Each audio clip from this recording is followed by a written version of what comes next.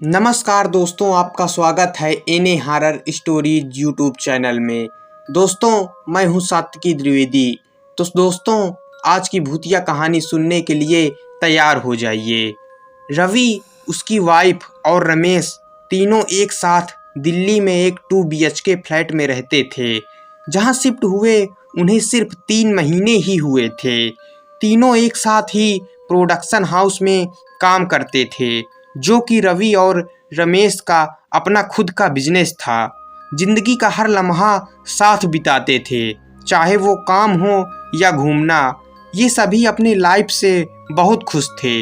लेकिन हर दिन सुबह 5 बजे अपने ऑफिस जाने के लिए जब वो तीनों उठते थे तो पूरे घर की लाइट ऑन मिलती थी।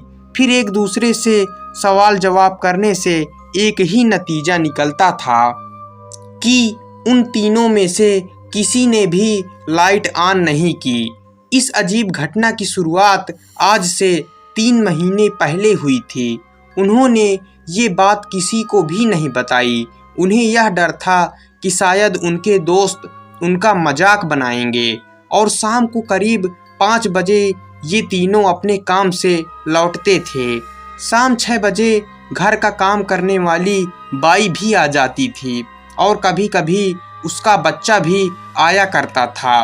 वो चीज़ों को छेड़खानी करता, लेकिन कोई कुछ नहीं कहता था, क्योंकि उनके इलाके में बाई मिलना बहुत मुश्किल था और इसलिए उन्हें उस बाई और उसके बच्चे से कोई प्रॉब्लम नहीं थी। लेकिन एक दिन अचानक हद ही हो गई जब रवि और उसकी वाइफ देर रात बाहर से घर आए तो देखा बाई का बच्चा उनके बेडरूम में खेल रहा था।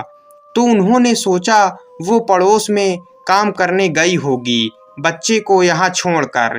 लेकिन रवि की वाइफ को इस बात पर बहुत गुस्सा आ रहा था, क्योंकि अपने बच्चे को घर पर लाना तो ठीक था, मगर उसे यहाँ खेलता हुआ छोड़कर किसी दूसरे के घर काम करना ये उन्हें बिल्कुल पसंद नहीं आया। दोनों ने 1 घंटा इंतजार किया। फिर वो पड़ोस में गए बाई का पता लगाने, और पड़ोस में वर्मा जी की बात सुनकर वो चौंक गए, क्योंकि वो आज नहीं आई थी। फिर दोनों घर गए तो उन्होंने देखा बच्चा पूरे घर में नहीं था। बच्चा आखिर गया तो गया कहाँ? फिर उन्होंने ज़्यादा नहीं सोचा, क्योंकि उन्हें एक पार्टी में जाना था। फिर रात को रमेश लेट नाइट शूट करके आया और उसने देखा पूरे घर की लाइट और बाथरूम की लाइट ऑन पड़ी थी।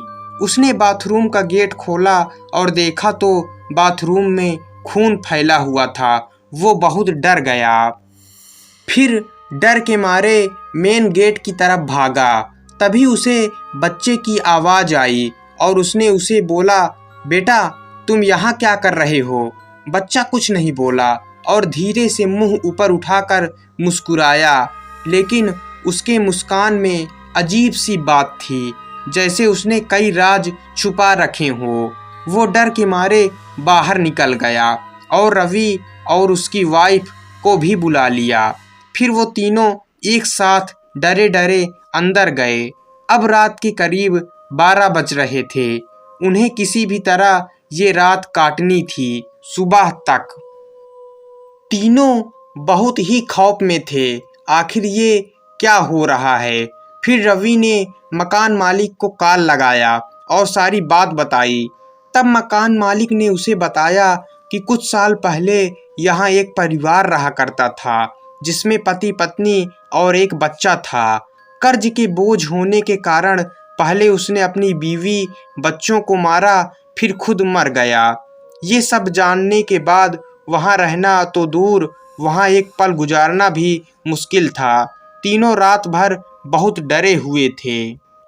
फिर जैसे तैसे उन्होंने वो रात गुजारी और अगले दिन जब काम वाली बाई घर आई तो तीनों ने उससे एक ही सवाल पूछा, तुम्हारा बेटा नहीं आया? फिर वो बाई पहले तो 1 मिनट तक चुप रही और फिर बोली कि साहब, मेरा तो कोई बेटा ही नहीं है। तीनों ये बातें सुनकर हैरान रह गए। तीनों के होश उड़ गए। रवि ने एक बार फिर से कहा, क्या सच में तुम्हारा कोई बेटा नहीं है? कामवाली बाई ने कहा, नहीं साहब, मेरा कोई बेटा ही नहीं है। ये बातें सुनकर तीनों के पसीने आने लगे और रवि की वाइफ चक्कर खा के तुरंत गिर गई। अब तीनों समझ गए थे कि उसके फ्लैट में जो बच्चा था वो कोई आत्मा थी। फिर तीनों अगले दिन वो फ्लैट छोड़कर दूसरी जगह चले गए। तो दोस्तों, ये थी आज की भूतिया कहानी। कहानी आपको कैसी लगी?